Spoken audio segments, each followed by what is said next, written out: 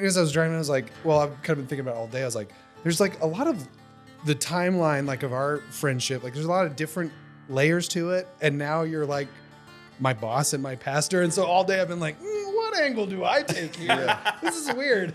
Take all the angles. All of them. Welcome to the Narragate Podcast. I'm Weston. And I'm Logan. And this is the Rob Rogers episode. Rob is the lead pastor at Grace Chapel in Leapers Fork. And it was just a real cool experience getting to sit down and talk with him. Yeah, he's my boss. Yeah. But also one of the first two founding students of Narragate. Yeah, so that's a pretty cool story. And what I thought was really cool about this conversation is that it kind of got more into the life and history of Rob and not so much about the foundations of Narragate, which was pretty interesting. Yeah, he's been on a journey, man. And as always, if you want to hear more about the Narragate Foundation, check out our show notes. Hope you enjoy the episode.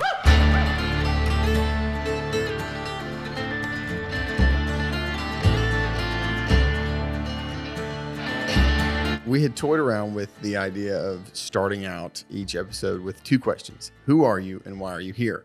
Those two questions were probably familiar to you because they're the two questions that Narragate kind of operates to help young men discover the answers to. So why don't you tell us, who are you and why are you here? Well, thanks, Weston. You bet. And thanks for having me. This is kind of a full circle moment. I remember years ago dreaming about the idea of doing a Narragate podcast and a Narragate studio. So anyway, my name's Rob Rogers. I am one of I was the second guy to ever move in with Bill and Stacy. And Narragate was kind of born out of that experience. Me and my buddy Adam were the sort of the guinea pigs, and it was a wild experience. But since then, pastoring Grace Chapel in Leapers Fork, Tennessee, and man, it's a joy to be here with you guys. It's awesome. Glad to have you, man. Yeah. Well, you guys already have kind of a pre-existing relationship. Yeah. Yeah. What is that like? What is it like for you right now, sitting in this room? I don't know. I'm kind of trying not to be overly excited because it's really cool. I mean, just to be in this setting. But I've known Rob. Rob was on staff at Narragate during my student experience in 2007. That's the first time I met you, and you actually gave me my very first opportunity to lead worship at Grace Chapel when I was in the service phase and just graduating out of that. And you were, you were both here on staff and at Grace Chapel, kind of helping lead worship in certain areas. And leading worship in the middle school room. And golly. You're special, but I was really just using you for your musical talent. Yeah. And I was okay with it. I was totally okay with it. Dude. It's pretty wild. I could get just lost in thought, just thinking about how God has just woven things together. Well, it's amazing. Like even starting off like in junior high and feeling like God was calling me to begin to teach in junior high a little bit years ago. And then you jumping in as the worship leader there. So we had that relationship way back when, leading worship and teaching. And now all these years later, we're doing that. God has called us into a pretty special season. It's fun. So I have the perspective of you where I just have heard all the stories, all the, early days, I've seen your picture flashed up at our, greatest gift events, or this is, Rob, one of the ones who started it all. But as far as like personal interactions or like personal stories, from my past interactions with you, there are very little, and so I think that this is going to be kind of a cool dynamic where you've got all of this history and all of this relationship that's pre-existent here, and then virtually none. So I get to come into it kind of fresh and objective and ask you fun questions that maybe Logan, wouldn't. Yeah. Yeah. So what's your greatest fear? No, just kidding. What is real? What is life? Yeah. Yeah.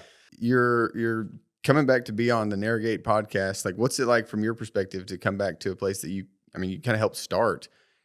What is this like for you? Yeah, it's one of the things that's so amazing is when Adam and I moved in with Bill and Stacy, like I was desperately in need of something. I wasn't a believer. didn't know the Lord. And then out of that experience very early on, Bill and Stacy just created space for us to pass on to other young men what they'd given to us. And so we just did that. And then we did that again and over and over and over and over again. And we didn't really know, like before we brought the next two guys, Will and Keith, into the house, like I was maybe several months old as a new believer. So I didn't know how to study the scriptures. I didn't know how to teach the scriptures. I mean, I was brand new. And the expectation was you're going to make disciples. And not having any idea what we were doing or how to do it and just kind of figuring out on the way, we just knew that this was something that we were supposed to do. This is something that God expected us to do. And so we just took the next step of obedience over and over and over and over again, still not really knowing what we were doing. And now, all these years later, looking back, going, God, what you have done is unbelievable. And all you asked of us was just simple acts of obedience. So it's, I look at it from that perspective, just going, God, you have done this because we had no idea what we were doing. Mm. And in fact, the first year and a half, as things were getting up off the ground with Narrowgate, I mean, it was a hot mess. There's some stories out of that, yeah, maybe I won't share on the podcast, but we had some interesting dynamics at play. I mean, there was, I remember one guy in particular, I think he had heard about us through word of mouth and then was trying to escape some court situation and then basically hitchhiked from California to get to Narrowgate. Wow. And we're like, come on, bud. And Love that. I mean, it's just messy. And that's the thing. That's the thing about the kingdom of God is it's messy and he works in the messy places. So it's pretty cool to see all that God has done. Mm-hmm. And it's been how long? 15, coming up 20 years almost. Yeah. 20 years. Yeah. What year was 2004. that? Okay. 2004. So Yeah. almost 20 years. So you played obviously a big role in the beginning of Narrowgate and large probably part of the middle, of Narrowgate's history. And so imagine that was a part of your calling. Mm-hmm. At what point did your calling, have you step away from Narrowgate to pursue, church ministry? What Mm-hmm. can you talk about that a little bit? Yeah. So what was interesting? So I grew up playing music, playing guitar, writing songs, and I just I grew up in Pittsburgh. Didn't grow up in a Christian home. My parents are amazing people. That just wasn't a part of our life, and all throughout my years of addiction as a teenager, that's one of the things that I continue to do is write music. And once I was rescued by Jesus, then that gave me kind of an avenue to point the music to. And so as we were just kind of beginning things with Narrowgate, I was continuing to write music, and then an opportunity came up for me to step in and lead worship for the high school and middle school ministry at Grace Chapel. And I was terrified out of my mind because I was totally comfortable like closing the doors and writing music and singing by myself. Yeah. But to ask me to get up on a stage and do it was like horrifying to me. As I began, I was working with Jonathan Allen, and so he was encouraging me to step up and step in. And so as I did, like right when I began, like the first month, I hit like a full-blown depression just because of the anxiety of getting up in front of high schoolers and middle schoolers trying to lead worship. And like I'd never done this on a stage before, and like I'd played music, but not worship. So anyway, there was a lot of dynamics at play. And this is all while you were still like working with Narrowgate? I was with Narrowgate and I was transitioning and I was going to be doing part-time Narrowgate, part-time Gotcha. Grace Chapel. I think that actually happened while I was a student because I remember, as I was in community, you were making that transition. Yes. Kind of doing part-time in both. Yeah, I think it was around 2006, 7 maybe. Yeah. And anyway, so after, going to Jonathan and going, man, I don't know if I can do this. This is really hard. I'm just stressed. I'm so anxious all the time, just thinking about leading worship. He goes, man, you got this. Let me pray for you. Like he walked with me through that. And then over time, I began to get more comfortable in the role, and eventually, God opened the door. I just saw this need with all the middle schoolers. We had a volunteer teaching team that would rotate, and I just saw this need for a consistent message to hit these kids, and almost like a leadership vacuum in that ministry. And so prayed about it and felt like the Lord just said, "Hey, you see a need, step up and meet it." And so that's really when I first started stepping in and teaching, not just leading worship, but teaching. And out of that came young adults ministry. We had a young adults Bible study at the Good Cup coffee shop, and did that for a number of years. And so God was just using that experience where I still had what was familiar to me at Narrowgate, and he was stretching all these kind of faith muscles over here that I didn't know I had. And then as I got more comfortable in that, he just kept calling me into the next thing, the next thing, and next thing, which led to after my wife Misty and I were married, planting a church in Bellingham, Washington, which was nuts. Which is a bit nuts. Yeah.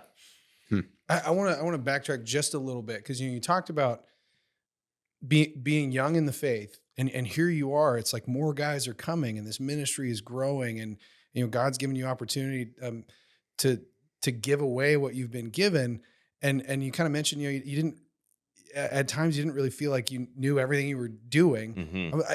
Was there any moment either on staff here at Narrowgate, or even like a similar experience stepping into what you described, working with the youth there at Grace, what were there moments where you're like, where something clicked and you're like, oh, I know what I'm doing? Like, yeah, like were you grabbing hold of like your ability to do it at certain places, or was it constantly just like, I don't know what I'm doing, but I'm being obedient? Like, no, it's a great question. It's sort of like anything where you first try something new or different, or something that's uncomfortable or unfamiliar. It's way harder. I don't know if you guys are familiar with the idea of the J curve. Like when you try something new, it oftentimes gets way harder in the beginning. And then if you just stick with it for long enough, all of a sudden your competence in it just begins to skyrocket. And so I think that's true. It's true with anything, but I think especially as it relates to this, it's true, especially as you're kind of growing into the giftings that God has put in you that you don't even know are there. So I would say for a season there was a lot of wrestling and doubting and questioning, and am I supposed to do this? I don't know. And then if you really just persevere and stick with it long enough, the longer that happened, the more clear it became. Like, no, God has put this in me to do, at least for this season. Can I just say, like, even like my experience as a student during that kind of season of life, like years later, it became really encouraging to me to realize like just a bit of that. Cause like here I am as a student at Narrowgate, man, just afraid of everything and trying to figure out who I am. And like, I remember like you and Adam and even like Dion and Will, like these guys. And I like, not to be too hyperbolic, but I idolized you guys. It was like, I just want to say like whatever, in whatever ways God was stretching you, like, man, it never came across in any negative way to us. Like there was just this sense of like, man, we know these guys love us, and we know they love Jesus, and we know they're not perfect, but man, it was years later after like graduating from Narrowgate and kind of having this kind of 4 or 5 years of wandering, and then coming back and then having somebody remind me like, yeah, these guys were just like young in the faith. Oh, you mean these guys who I idolized, who were teaching me daily, like all these truths about God? It's like, oh yeah, they were operating it, and I was benefiting from it. It greatly encouraged me in like a season of life later, just knowing awesome. That like, man, we don't have to fully wrap our heads around everything just to be obedient to the Lord. And then just see the fruit of that. Yeah. And I benefited from the fruit of that. So I'm just really grateful for you guys just and your obedience. It's that whole imitate me as I imitate Christ thing. You've got a picture of somebody who's pursuing the Lord and picking up things as they go. And you may not know exactly what it's like to, imitate Christ, but you can see somebody else who's doing it. So that's a good physical representation of, at least if I follow this person, I got to be on the right track. I want to ask, before we kind of move on to you know, your ministry stuff in Washington State and all that, like, were there any moments like early on did God ever give you a glimpse of like what Narrowgate could have or would have or did eventually grow into? Like, did you ever kind of know it was going to grow into this? No. I mean, the short answer is Yeah. no. I think we all had some dreams about what it could be, some vision of what it could turn into, but not knowing specifics. Like Hmm. generally, if the discipleship chain continues for long enough, I mean, it's exponential. Yeah. And so who knows what God is going to do? So I think there were some dreams attached to that, but I think the scope of what God has done is beyond anything that any of us even thought possible. Do you now today in any way kind of feel the weight of what God has done with this? And like me, again, not to like put you on a pedestal or anything, but like, you know, you and Adam and Bill and Stacy, like y'all's obedience to the Lord. Now we're here. Mm-hmm. And again, I could go on and I could go into specifics and say, man, if it wasn't for this ministry, if it wasn't for Narrowgate and the way that God called me to it and through it, like I wouldn't have met my wife. Yeah. I mean, I could point to so many things in my life right now Same. and say that Yeah. I wouldn't. So there's that. And I'm Yeah. just one person. Yeah. And we're talking what, how many graduates now? Several. Now, again, and it's, A few. yes, we're giving all glory to Five God, but like, graduates. but yeah, like, do you ever like today, like honestly, like feel the weight of what's come from all this, like in your life? Do you contemplate on Narrowgate and what it's become? I think I'm overwhelmed by what God has done, but because it was never ours, like, and Bill and Stacy, I mean, they set that principle early on. Like this doesn't belong to us. This is not ours. It belongs to the Lord. And so the like even thinking of the weight of responsibility and the significance of what God has done, to me it's funny, the idea of like putting pastors or ministry leaders on a pedestal. When you're in the role, you just go, man, I know me and I should not be on a pedestal. Like I'm just a normal human that is willing to be used by God.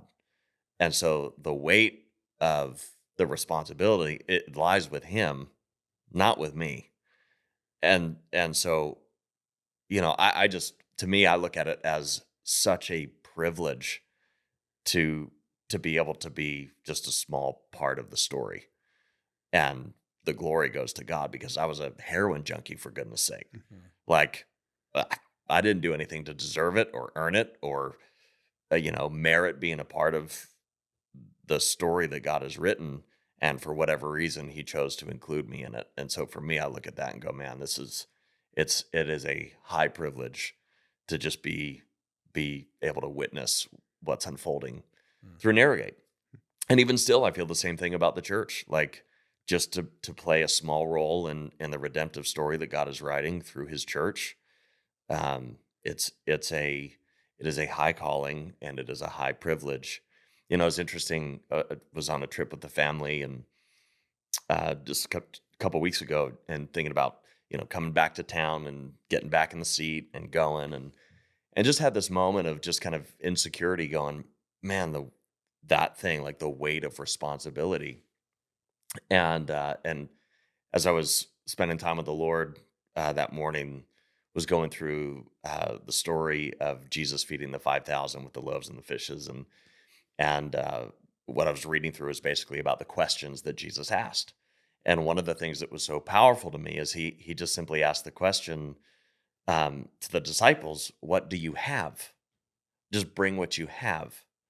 And so then the boy comes and they go, okay, we got 5 loaves and 2 fish. That's what we got. And it's like, not adequate at all. And then they just obediently bring it to Jesus. And then Jesus multiplies it and he satisfies the hunger of 5,000. That's just the men that were accounted for. So, the invitation in that was, it just was a weight lifted because the invitation of Jesus was just bring what you have. It's not on you. The weight of it is not on you. It's on me. So just bring who you are, bring what you have to me, and let me use it for my glory. And to me, that's the story of Narrowgate. That's the story of God's kingdom expanding on the earth. Yeah. So the weight of it, like the significance of it, is enormous. And I'm grateful to God that the weight of the responsibility lies on him. Yeah. Yeah. Well, I was thinking whenever you're talking about the fact that you were grateful for the small role you got to play and, kind of the development of all this. And from an ultimate, spiritual sense in comparison to God's plan, like, yeah, we're all playing small roles in his ultimate eternal plan. But like back in the day, like I imagine your role at Narrowgate was a pretty big role, like compared to other people's roles at Narrowgate. And so the thing that I'm interested in is like, because that's my world right now as program director now. Like I know the inner workings of, staff coming on for a season, leaving, and then like, some people are more long-term than others. And like, I imagine, especially because I know Bill and Stacy, I imagine that there was a dream that you might be more of a long-term player. And so I'm interested to know about like that interaction, like whenever the conversation was first had about you maybe transitioning to something else, what was that dynamic like? I have stories that I tell myself in my head about what that must be like, but I'm interested to hear it from you. Like when you brought that to Bill and Stacy to say, hey, I'm not going to be part of this forever, like you may have thought, what was that like? Oh man, that's a great question. Yeah. What was interesting is, there were some leadership things that I think Bill and Stacy were seeing in me, and I was trying to stretch some of those muscles.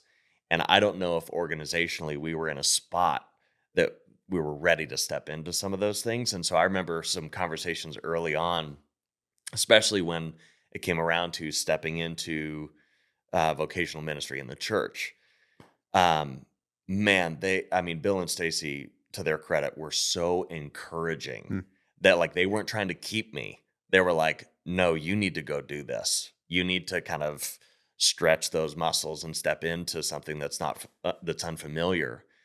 And I'm just connecting these dots now. Like one of the things that's core to my just the way I believe that ministry should happen, and this is not only seen in scripture, but I'm seeing that now that this is what Bill and Stacy did for me, is their goal wasn't to bring people in and keep them.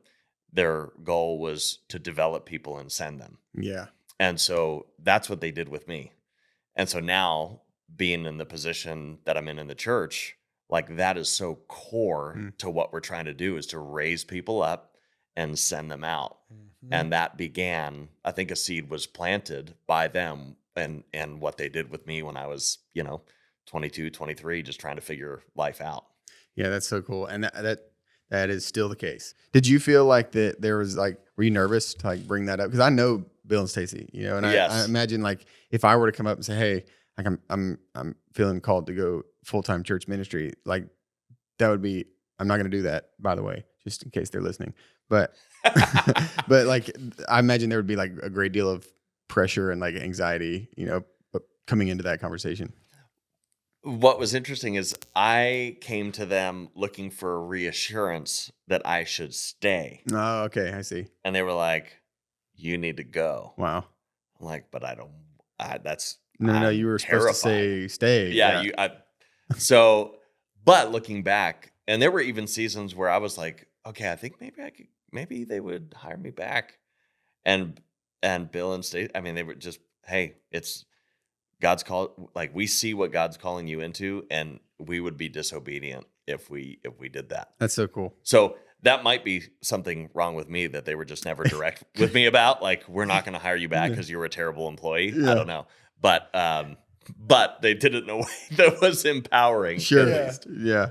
So what was kind of the next season for you was, meeting your wife, Misty, and Yes. So I stepped out of my role at Grace, and during that time, I met my wife, Misty, who was living in Custer, Washington. So about 2 hours-ish north of Seattle, so right on the Canadian border.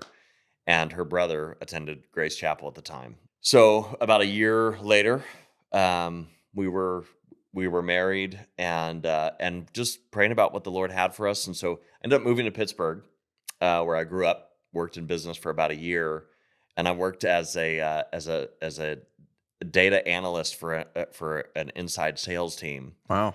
at my dad's company. So during that season, our first year of marriage, we really started praying about, God, what do you have for us long term? Like, this is helpful, it's paying the bills, but like, what is it that you want us to do? Is that vocational ministry? Is it worship leading? Is it church planting? What is it that you have for us? And I just finished a book called Church Planter by Darren Patrick. He's based out of St. Louis, and so we just specifically prayed. You know, we have connections in Bellingham, Washington, north of Seattle. We have connections in Nashville and connections in Pittsburgh. So where do you want us to go? And as we were praying about that, one day I got a call out of the blue from a guy named Derek Archer, who was the lead network pastor for just kind of the head of church planting for this network of churches. And we had a couple brief conversations. I went to visit. And what was crazy is during the middle of that, Misty and I were having conversations about where, if we're going to plant in Pittsburgh and Nashville or in Bellingham, where's the greatest need? And I mean, we didn't even have to hesitate. We knew Bellingham would be the area with the greatest need. In the specific area where we're planting in the Pacific Northwest, it's referred to as the church planter's graveyard. So it's like where church planters go to die. And I was young enough and dumb enough to take that as like a challenge. Like, sure, cool, let's go. Naturally, yeah. You got Narragate blood. Exactly, yeah.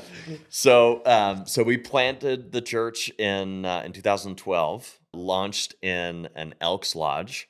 So we're doing the setup and tear down thing, every Sunday. And, being in an Elks Lodge, what was just fascinating. Like some of the things, like church planting stories are the best because you have things that are just out of left field. So in order to get to the sort of sanctuary, which could seat, about 130 people, you had to walk past a bar. And then in order to get to the children's ministry, so getting the kids to the kids ministry, you had to walk past 2 bars in order to get them there. And that was church planting. And in fact, there was one Sunday, I'll never forget this. So this is probably within the first 3 months that we launched services. So before we launched, we started groups. And so we had a bunch of relationships and community already built.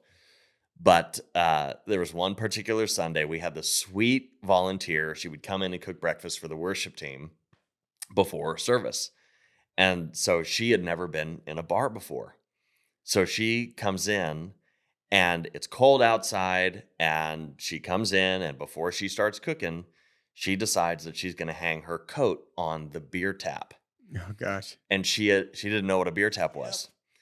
Yep. And after service is over, everybody's leaving, and my Misty's uncle Jeff comes up to me, and he's always messing with me.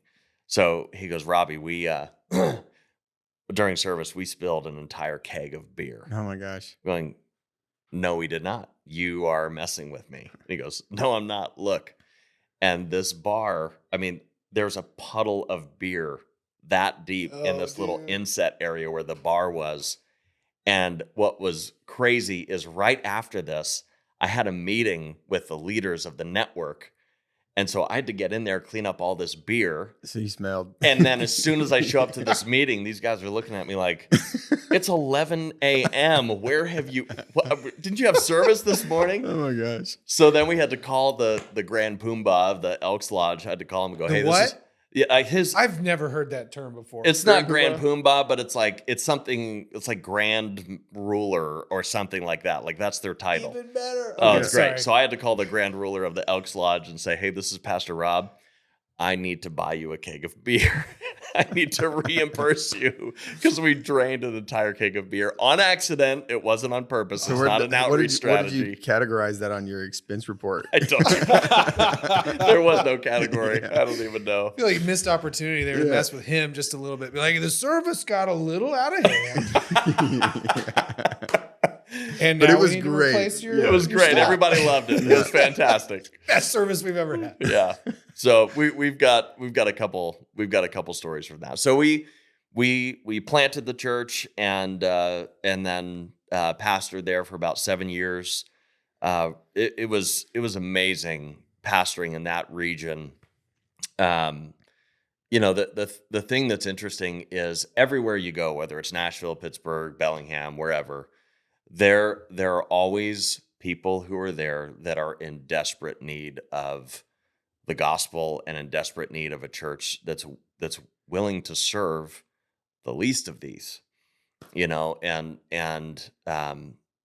the time we passed the baton to Brady Rector, who is another Narrowgate graduate, there was a number of people from the homeless community that were attending services. Got a bunch of single moms, a bunch of drug addicted people, and then you've got people that are sort of the core of the church that kind of fuel the mission.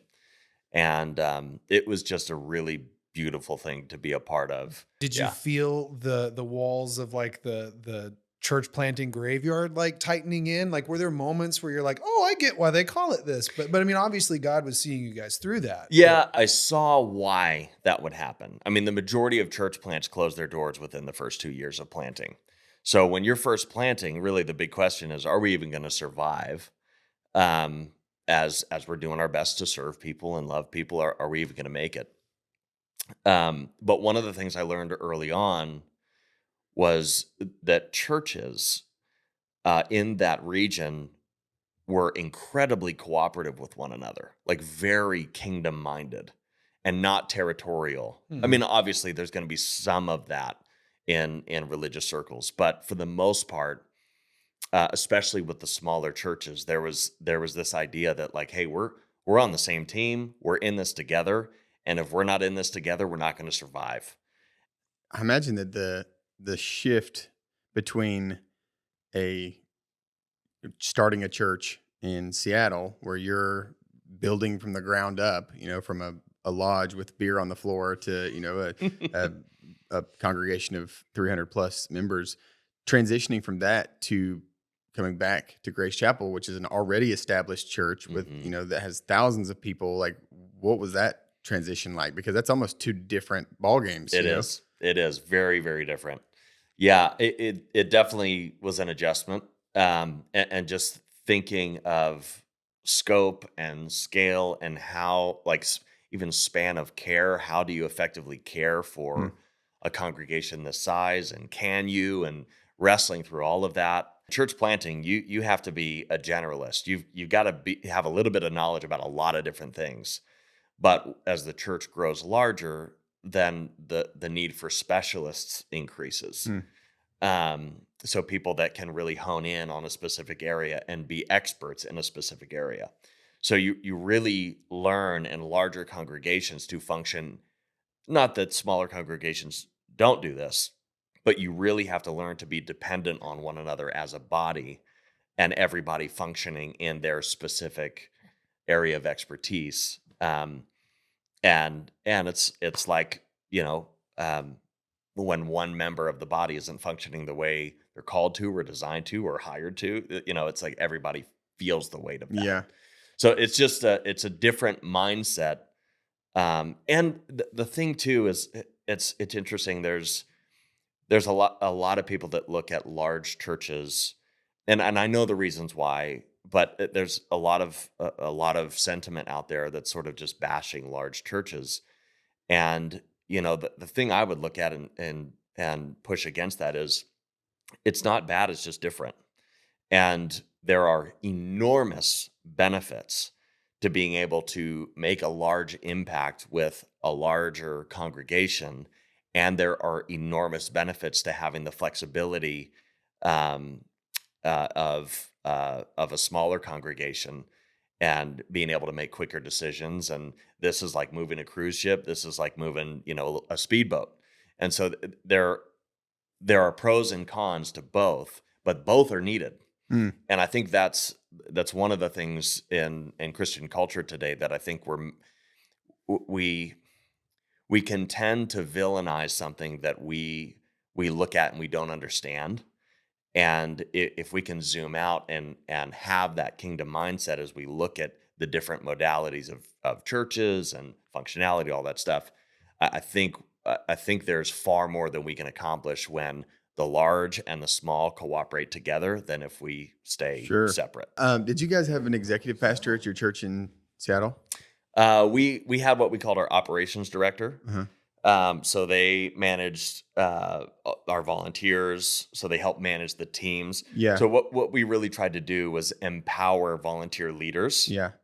And then our operations director really was designed to support those Yeah. volunteer leaders. And you didn't start with that, No. imagine. No. So like if you're coming from a smaller church, typically you don't see the lead pastor and executive pastor, like established roles in smaller churches, more in bigger churches. And so I wonder what it was like to come from a place where you're kind of operating as both to a place where like that has been divided, and the staff managing and the executive responsibilities are on somebody else's plate and not yours. I imagine that's kind of a weird dynamic too.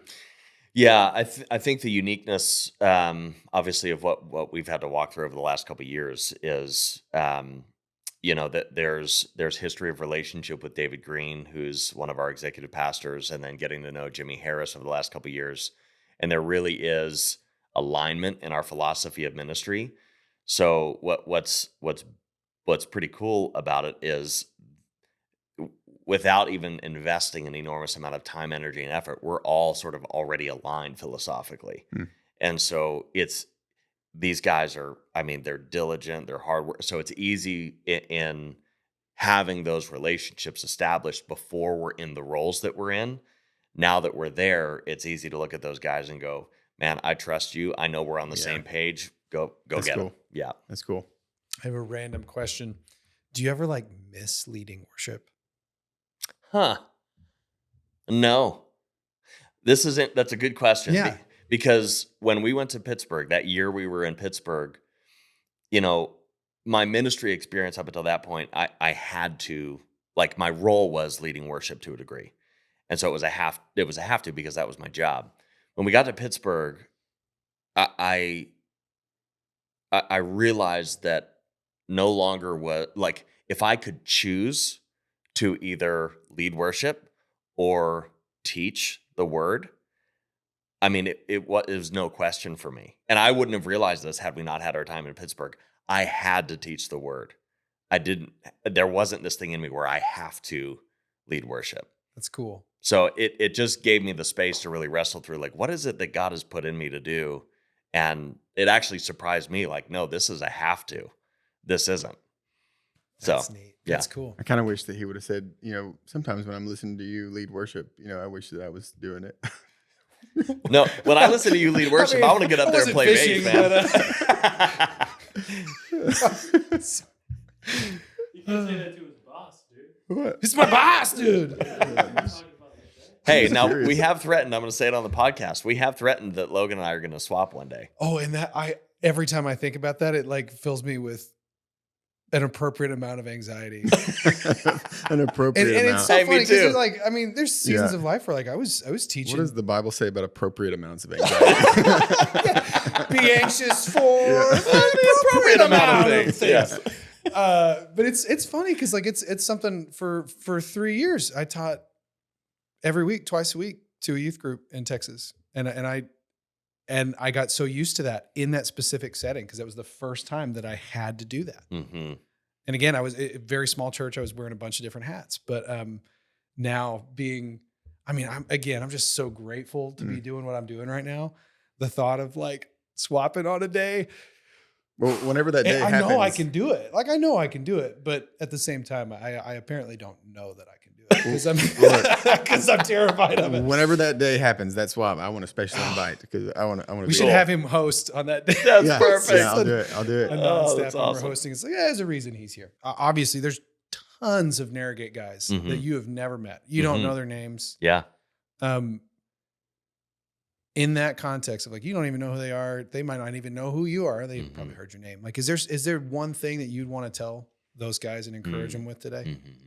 Yeah, I think it comes back to something we talked about earlier. life gets hard. Um, like there are things thrown at you personally, individually in life that I think can kind of throw you off center. And um, the thing I would say is if you found yourself in that season where you're wrestling or doubting or questioning the goodness of God, to me, I look at what God has done through just the narrow gate story and what he'll do with somebody that maybe doesn't understand it all, doesn't understand the reasons why behind everything that God allows, but looking at what God will do with somebody who is just willing to walk forward with open hands and say, God, I'm willing to be used by you. What is it that you want to do through my life? And as he reveals those things and you just take the next step of obedience, I to me, there's no replacement for just being willing to be used by God, no matter what season you're in. Um, so I would encourage um, any of those guys, man. Like whatever season you're in, there's a family of people that love you and are here for you. Because once you're part of the Narrowgate family, like your family. So there's people that are willing to walk with you and help you, but walk forward with open hands and just simply be willing to be used by God and see what he does. I think it'll blow you away and it'll surprise you. And there's no better place to be than in the will of God. Yes, and Amen. amen to that. Yeah. So Rob, tell us where is Grace Chapel heading now? What's the vision? What's the dream there? Yeah. Yeah. So, man, I couldn't be more excited about this. So one of the things that we want to see happen, and we believe God has put in not just me, but our whole team, is this dream to do what Narrowgate has done for other young men, Hmm. is to give opportunity to see people raised up and developed and sent out on mission. So that might be through church planting, it might be through church revitalization, it might be, we raise somebody up and send them into the marketplace, but just giving people developmental opportunity in the church. Like one of the things I view, and really what Grace Chapel and Narrowgate were for me, was a training ground. And it gave me a space to learn, to try, to fail, to grow.